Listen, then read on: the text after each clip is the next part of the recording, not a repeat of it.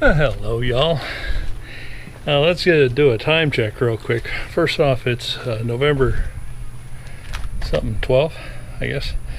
It's after Veterans Day and a real surprising election. I won't go into the politics. If you want politics, try my other channel. I'm back in the boat, and I'm just wrapping things up. I've been here for a couple of days, and just don't have time to do all the filming and the work at the same time. So first thing I'm going to do, and apologize, this is going to be long, is the through hull.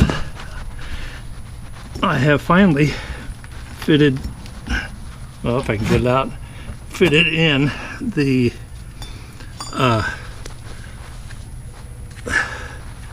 through hull. Everything's glassed in on the other side, and if you saw the blue, that was tape to keep the epoxy off of the through hull. So I'm going to show you the rest of it here in just a second, as soon as I get up the ladder. I think I've already complained once about ladders and being on the hard, so don't need to repeat that.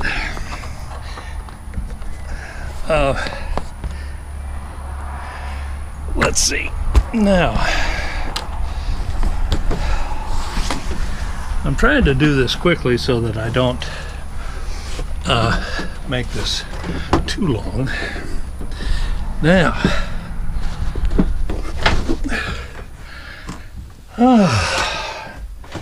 out of the wind. Now, let me get a flashlight, even though this does pretty well in the low light.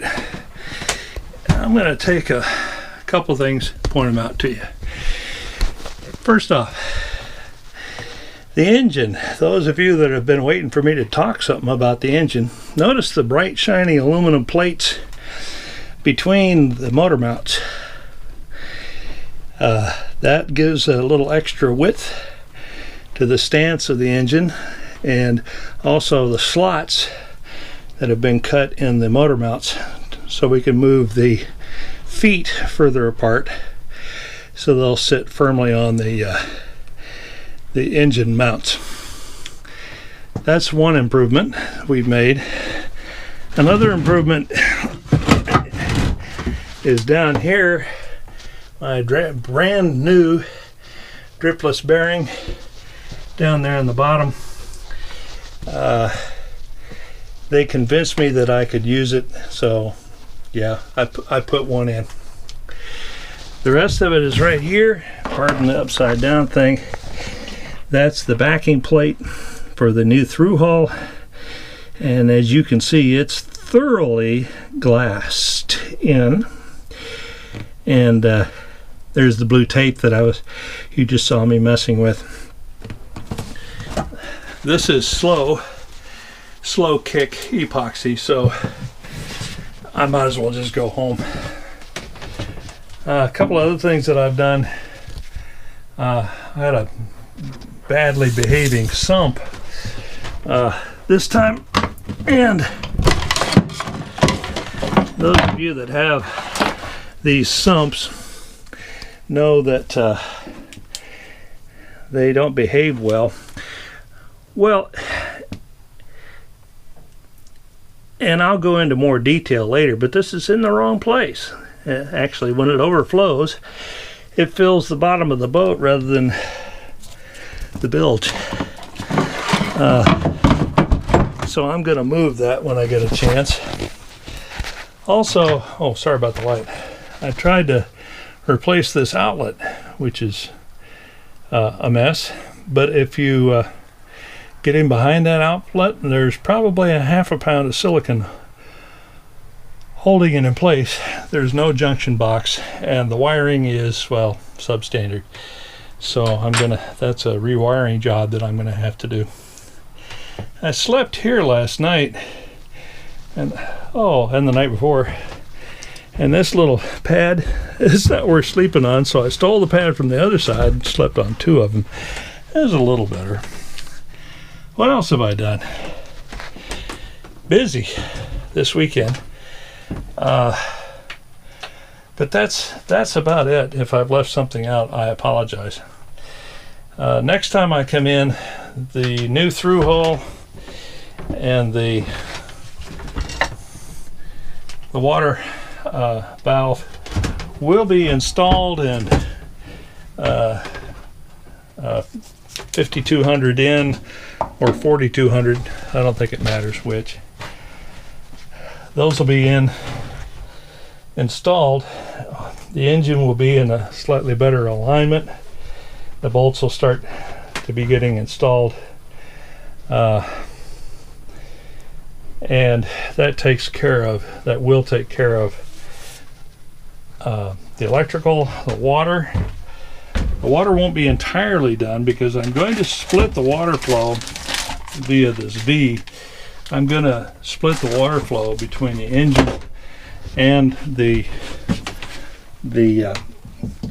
rebuilt V drive, because it's water cooled as well. So I still need to figure out some plumbing issues, but no more epoxy, no more 5200. It'll just be a matter of different sizes of hose. Also, I'm going to be replacing my pumps, my bilge pumps. The bilge pump I do have, I'm not that fond of. It's a Rule pump, but I'm just not fond of them. So I've got a whole laundry list left of things to do, and I'll get to it. But in the meantime, let me go and I'm probably a wreck, but I'm always a wreck. Oh, before I leave the boat, always check and see if I've left anything. Got my laundry, and all my power is down except for the aft bilge pump, the battery, and the converters. So all that's off. And I guess I can say goodbye to the boat. And let me get topside here. Oh, it's so much nicer out here. Nice breeze today, although you're probably hearing it on the microphone. I've got one of those cat fur things on the microphone, but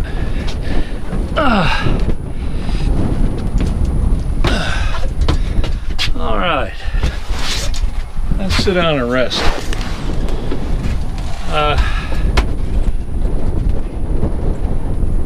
Yeah, I found a bosun's chair, so that's going to save quite a bit of money.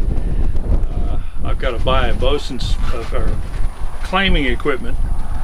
I can get up the mast and replace a couple of light bulbs and check some rigging.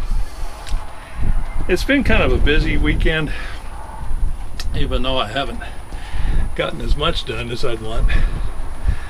I got everything done that I wanted, so that's good. In the meantime, sorry for the long video. Like I said, I know I like to keep them to 10 minutes, but or 5 minutes rather, but nothing else is happening. I don't anticipate another trip out here for a couple of weeks at least, and that means I have to get my plans and my gear in order to get back out here. Hopefully these guys will have had the engine mounted by then and ready to finish the alignment. I guess the next big project is the fuel system, and I'm thinking about reworking the fuel system, having a dual filter that I can switch from side to side or run through both, along with an electric motor, electric pump to polish the fuel. It may be unnecessary, but you know, the fuel in this tank has been sitting here for a year and a half.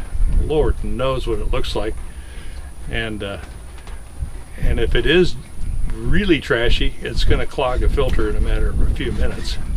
So I'll need to switch to another filter change the existing filter, then switch back, and yeah, it's going to be a problem. So anyway, with all that said, I'm going to say, with my face in the sun, I got to pay attention to my lighting. If there are little itty bitty 5'4", 100-pound, 120-pound sailors out there that know how to run one of these and some video editing software, come on down. But not yet. I'm not ready to get in the water. In the meantime, y'all have a good one, and I'll talk to you later. Bye.